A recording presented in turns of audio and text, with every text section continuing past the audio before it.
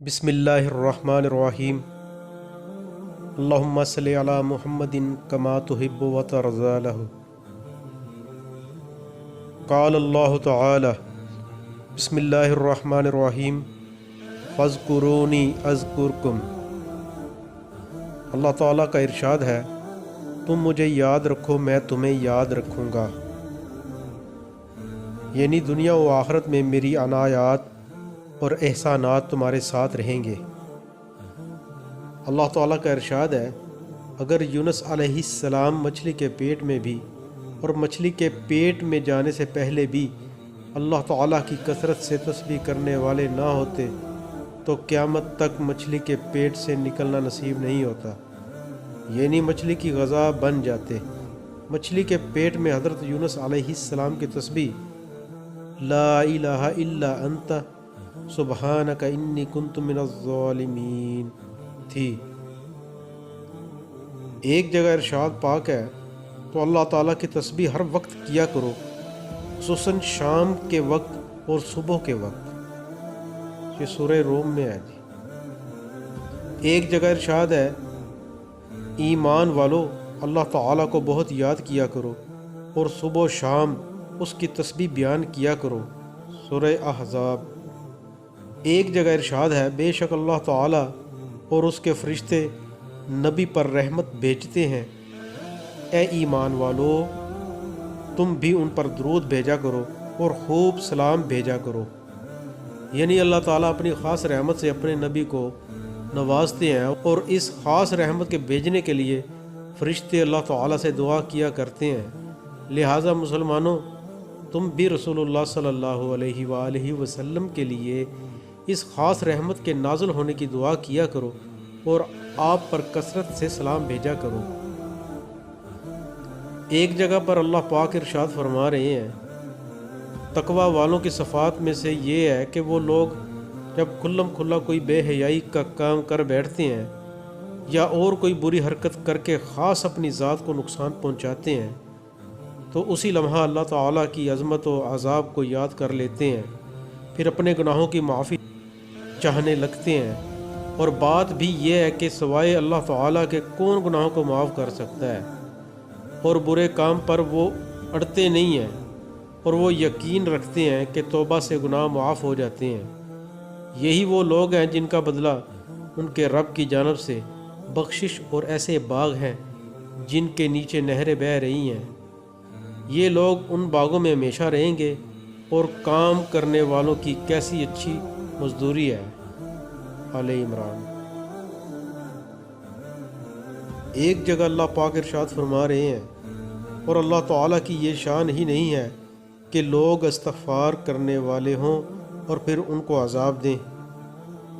اللہ پاک ایک جگہ اور قرآن مجید میں ارشاد فرماتے ہیں، پھر بے شک آپ کا رب ان لوگوں کے لیے جو نادانی سے کوئی برائی کر بیٹھتے ہیں، پھر اس برائی کے بعد وہ توبہ کر لیں اور اپنے اعمال درست کر لیں، تو بے شک آپ کا رب اس توبہ کے بعد بڑا بخشنے والا نہایت مہربان ہے۔ ایک جگہ ارشاد ہے، تم لوگ اللہ تعالیٰ سے استغفار کیوں نہیں کرتے تاکہ تم پر رحم کیا جائے۔ قرآن میں ایک جگہ اور ارشاد ہے، ایمان والو تم سب اللہ تعالیٰ کے سامنے توبہ کرو تاکہ تم بھلائی پاؤ۔ ایک جگہ اور ارشاد پاک ہے، ایمان والو تم اللہ تعالیٰ کے سامنے سچے دل سے توبہ کرو کہ دل میں اس گناہ کا خیال بھی نہ رہے، اس گناہ کا خیال بھی نہ رہے۔ حدیث نبوی میں پیش کرتا ہوں، حضرت جابر بن عبداللہ رضی اللہ تعالی عنہما نے نبی کریم صلی اللہ علیہ وآلہ وسلم کا یہ ارشاد نقل کیا ہے کہ اللہ تعالیٰ کے ذکر سے بڑھ کر کسی آدمی کا کوئی عمل عذاب سے نجات والا نہیں، عذاب سے نجات دلانے والا نہیں ہے۔ عرض کیا گیا، اللہ تعالیٰ کے راستے میں جہاد بھی نہیں؟ آپ صلی اللہ علیہ وآلہ وسلم نے ارشاد فرمایا، جہاد بھی اللہ تعالیٰ کے عذاب سے بچانے میں اللہ تعالیٰ کے ذکر سے بڑھ کر نہیں، مگر یہ کہ کوئی ایسی بہادری سے جہاد کرے کہ تلوار چلاتے چلاتے ٹوٹ جائے، پھر تو یہ عمل بھی ذکر کی طرح عذاب سے بچانے والا ہو سکتا ہے۔ حضرت ابو ہریرہ رضی اللہ تعالی عنہ روایت کرتے ہیں کہ نبی کریم صلی اللہ علیہ وآلہ وسلم نے حدیث قدسی میں اپنے رب کا ارشاد مبارک نقل فرماتے ہیں، میں بندے کے ساتھ ویسا ہی معاملہ کرتا ہوں جیسا وہ میرے ساتھ گمان کرتا ہے۔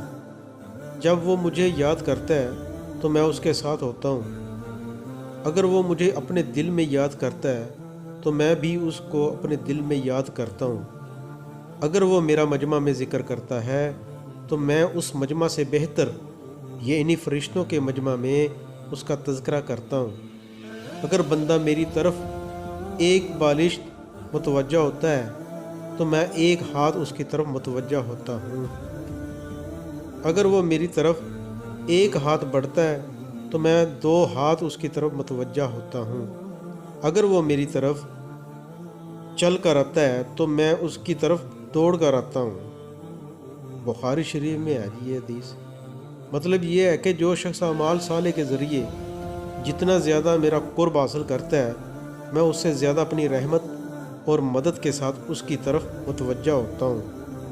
حضرت ابو ہریرہ رضی اللہ تعالی عنہ روایت کرتے ہیں کہ نبی کریم صلی اللہ علیہ وآلہ وسلم نے حدیث قدس میں اپنے رب کا ارشاد نقل کرتے ہیں، جب میرا بندہ مجھے یاد کرتا ہے اس کے ہونٹ میری یاد میں ہلتے رہتے ہیں تو میں اس کے ساتھ ہوتا ہوں۔ حضرت معاذ بن جبل رضی اللہ تعالیٰ عنہ فرماتے ہیں تو میری آخری گفتگو جو رسول اللہ صلی اللہ علیہ وآلہ وسلم سے جدائی کے وقت ہوئی وہ یہ تھی کہ میں نے پوچھا تمام اعمال میں محبوب ترین عمل اللہ تعالیٰ کے نزدیک کیا ہے؟ ایک روایت میں ہے کہ حضرت معاذ رضی اللہ تعالیٰ عنہ نے رسول اللہ صلی اللہ علیہ وآلہ وسلم سے کہا کہ مجھے سب سے افضل عمل اور اللہ تعالیٰ کا سب سے زیادہ قرب دلانے والا عمل بتا دیجئے۔ ارشاد فرمایا تمہاری موت اس حال میں آئے کہ تمہاری زبان اللہ تعالیٰ کے ذکر سے تر ہو، اور یہ اسی وقت ہو سکتا ہے جب زندگی میں ذکر کا اہتمام رہا ہو۔ جدائی کے وقت کا مطلب یہ ہے کہ رسول اللہ صلی اللہ علیہ وآلہ وسلم نے حضرت معاذ رضی اللہ تعالیٰ عنہ کو یمن کا امیر بنا کر بھیجا تھا، اس موقع پر یہ گفتگو ہوئی تھی۔ حضرت ابو درداء رضی اللہ تعالیٰ عنہ روایت کرتے ہیں کہ نبی کریم صلی اللہ علیہ وآلہ وسلم نے ارشاد فرمایا کیا میں تم کو ایسا عمل نہ بتاؤں جو تمہارے اعمال میں سب سے بہتر ہو، تمہارے مالک کے نزدیک سب سے زیادہ پاکیزہ، تمہارے درجوں کو بہت زیادہ بلند کرنے والا، سونے چاندی کو اللہ تعالیٰ کے راستے میں خرچ کرنے سے بھی بہتر، اور جہاد میں تم دشمنوں کو قتل کرو وہ تم کو قتل کریں، اس سے بھی بڑا ہوا ہو؟ صحابہ رضی اللہ تعالیٰ عنہ نے عرض کیا ضرور بتائیں۔ آپ صلی اللہ علیہ وآلہ وسلم نے ارشاد فرمایا وہ عمل اللہ تعالیٰ کا ذکر ہے۔ حضرت ابن عباس رضی اللہ تعالی عنہما سے روایت ہے کہ نبی کریم صلی اللہ علیہ وآلہ وسلم نے ارشاد فرمایا 4 چیزیں ایسی ہیں جس کو وہ مل گئیں اس کو دنیا و آخرت کی ہر خیر مل گئی، شکر کرنے والا دل، ذکر کرنے والی زبان، مشقتوں پر صبر کرنے والا بدن، اور ایسی بیوی جو نہ اپنے نفس میں خیانت کرے یعنی پاک دامن رہے اور نہ شوہر کے مال میں خیانت کرے۔ حضرت عقبہ بن عامر رضی اللہ تعالیٰ عنہ روایت کرتے ہیں کہ رسول اللہ صلی اللہ علیہ وآلہ وسلم نے ارشاد فرمایا جو سوار اپنے سفر میں دنیاوی باتوں سے دل ہٹا کر اللہ تعالیٰ اور اس کے ذکر کی طرف دھیان رکھتا ہے تو فرشتہ اس کے ساتھ رہتا ہے، اور جو شخص بے ہودہ اشعار یا کسی اور بیکار کام میں لگا رہتا ہے تو شیطان اس کے ساتھ رہتا ہے۔ حضرت ابو موسیٰ رضی اللہ تعالی عنہ روایت کرتے ہیں کہ نبی کریم صلی اللہ علیہ وآلہ وسلم نے ارشاد فرمایا جو شخص اللہ تعالیٰ کا ذکر کرتا ہے اور جو ذکر نہیں کرتا ان دونوں کی مثال زندہ اور مردے کی طرح ہے، ذکر کرنے والا زندہ اور ذکر نہ کرنے والا مردہ ہے۔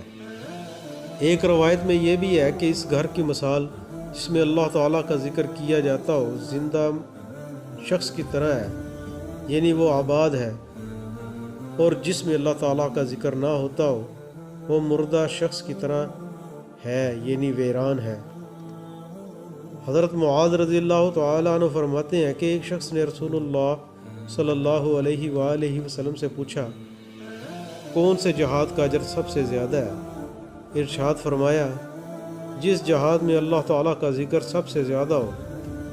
پوچھا روزہ داروں میں سب سے زیادہ اجر کسے ملے گا؟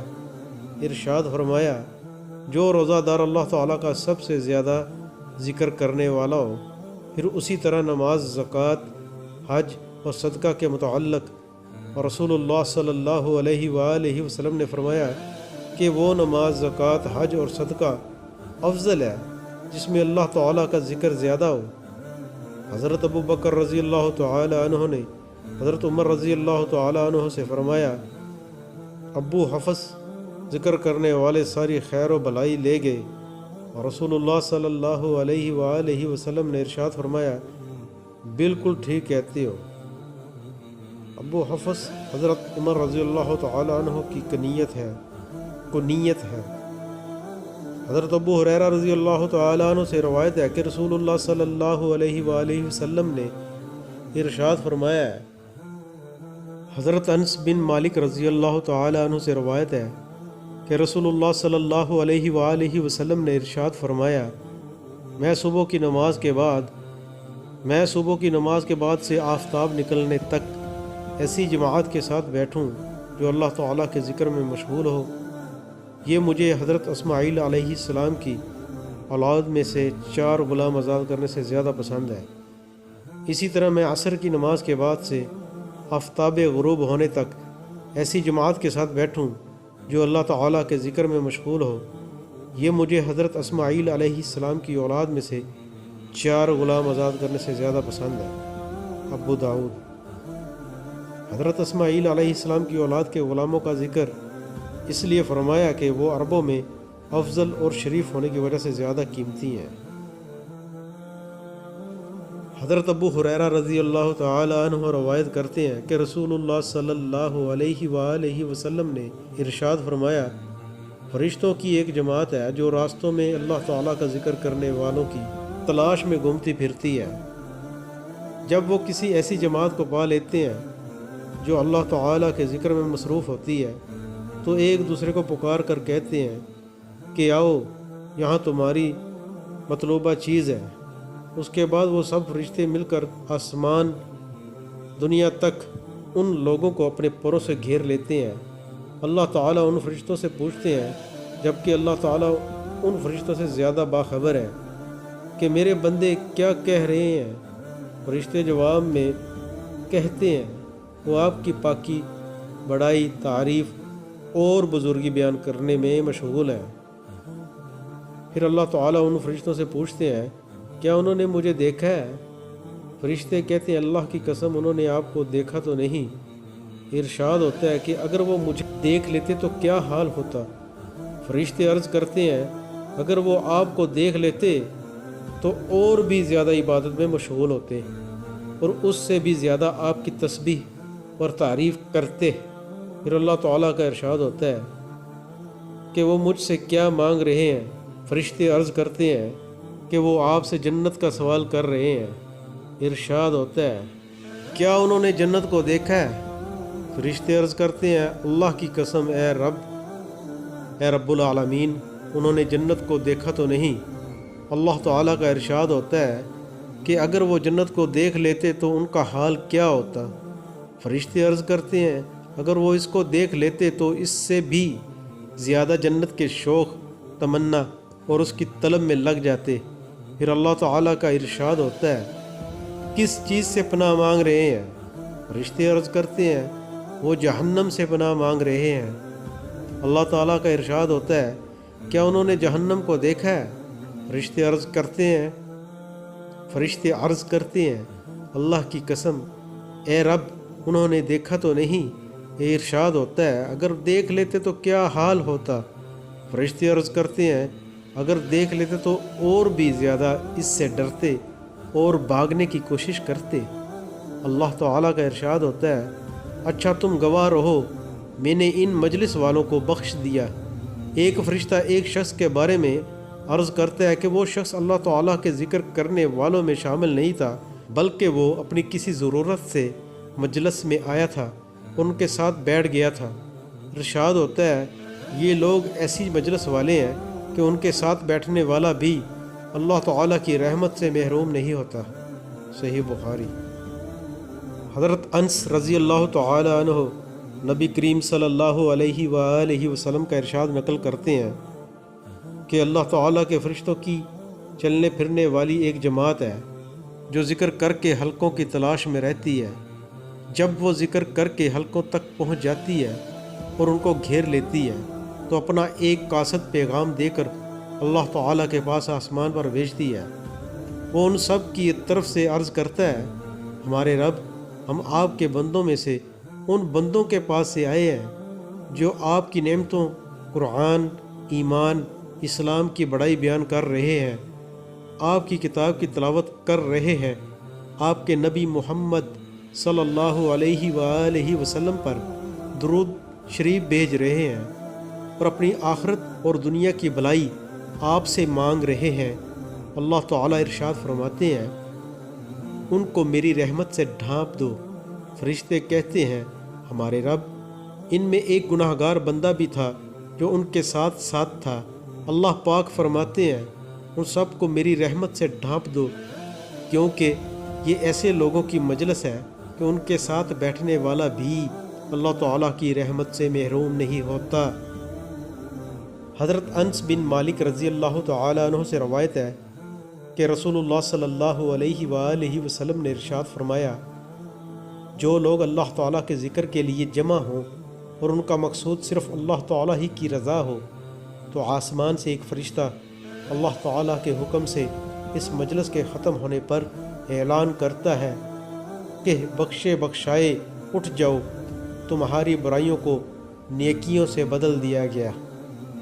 حضرت ابو درداء رضی اللہ تعالی عنہ روایت کرتے ہیں کہ رسول اللہ صلی اللہ علیہ وآلہ وسلم نے ارشاد فرمایا قیامت کے دن اللہ تعالیٰ بعض لوگوں کا حشر ایسے فرمائیں گے کہ ان کے چہروں پر نور چمکتا ہوا ہوگا، وہ موتیوں کے ممبروں پر ہوں گے، لوگ ان پر رشک کرتے ہوں گے، وہ انبیاء اور شہداء نہیں ہوں گے۔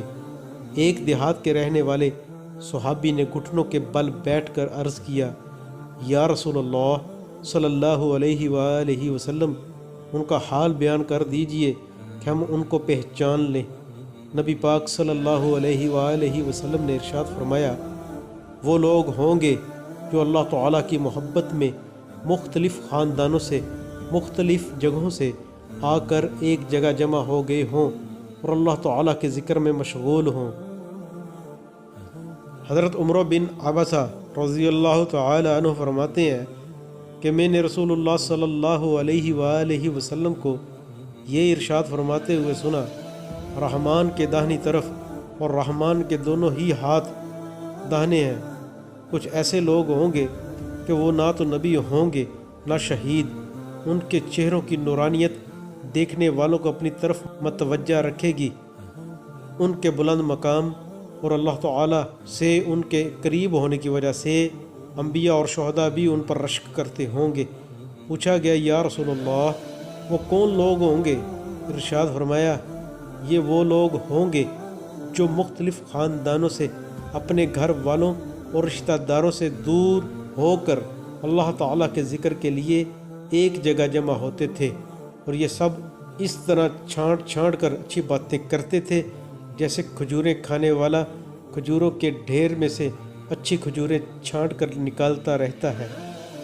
حدیث شریف میں رحمان کے داہنی طرف ہونے سے مراد یہ ہے کہ ان لوگوں کا اللہ تعالیٰ کے یہاں خاص مقام ہوگا۔ رحمان کے دونوں ہاتھ داہنے ہیں کا مطلب یہ ہے کہ جیسے داہنا ہاتھ خوبیوں والا ہوتا ہے، ایسے ہی اللہ تعالیٰ کی ذات میں خوبیاں ہی خوبیاں ہیں۔ انبیاء علیہ السلام اور شہداء کا ان پر رشک کرنا ان لوگوں کے اس خاص مقام کی وجہ سے ہوگا، اگرچہ حضرات انبیاء علیہم السلام اور شہداء کا درجہ ان سے کہیں زیادہ ہوگا۔ حضرت عبد الرحمن بن سہل بن حنیف رضی اللہ تعالی عنہ فرماتے ہیں کہ نبی کریم صلی اللہ علیہ وآلہ وسلم اپنے گھر میں تھے کہ آپ پر یہ آیت اتری ترجمہ سناتا ہوں۔ اپنے آپ کو ان لوگوں کے پاس بیٹھنے کا پابند کیجئے جو صبح و شام اپنے رب کو پکارتے ہیں۔ نبی کریم صلی اللہ علیہ وآلہ وسلم اس آیت کے نازل ہونے پر ان لوگوں کی تلاش میں نکلے۔ ایک جماعت کو دیکھا کہ اللہ تعالیٰ کے ذکر میں مشغول ہے، بعض لوگ ان میں بکھرے ہوئے بالوں والے، خشک کھالوں والے اور صرف ایک کپڑے والے ہیں کہ صرف ایک لنگی ان کے پاس ہے۔ جب نبی کریم صلی اللہ علیہ وآلہ وسلم نے ان کو دیکھا تو ان کے پاس بیٹھ گئے اور ارشاد فرمایا، تمام تعریفیں اللہ تعالیٰ ہی کے لیے ہیں جس نے میری امت میں ایسے لوگ پیدا فرمائے کہ مجھے خود ان کے پاس بیٹھنے کا حکم فرمایا ہے۔ وصلی اللہ تعالی علی خیر خلقہ و نور عرشہ و زینت فرشہ و قاسم رزقہ محمد۔ تو میرے بھائیو، ہمیں بھی اللہ کا ذکر، اللہ پاک کی کتاب قرآن مجید کی تلاوت کرنی چاہیے اور ہر وقت اللہ کی یاد میں باوضو ہو کر ذکر کرنے میں مشغول رہنا چاہیے۔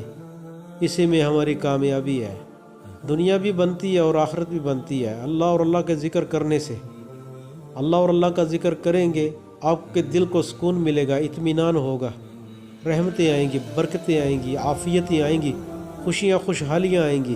تو میرے بھائیو، پھر اللہ کا ذکر کرتے رہیں، کوئی بھی اللہ پاک کا نام لیں۔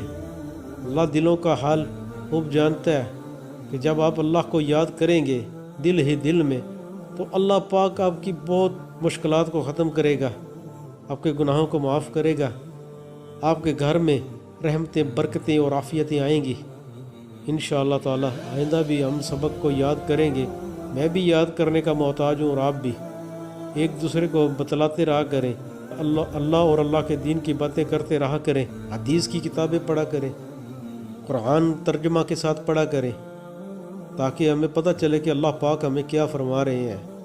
ساتھ اپنے بچوں کو بھی بٹھایا کریں، قرآن کا ترجمہ پڑھا کریں اور بچوں کو بھی بٹھا کر ان ترجمہ کی کثرت کیا کریں، تاکہ ہماری آنے والی جو نسلیں ہیں ان پر بھی اللہ کا کرم ہو، اللہ کی رحمت ہو۔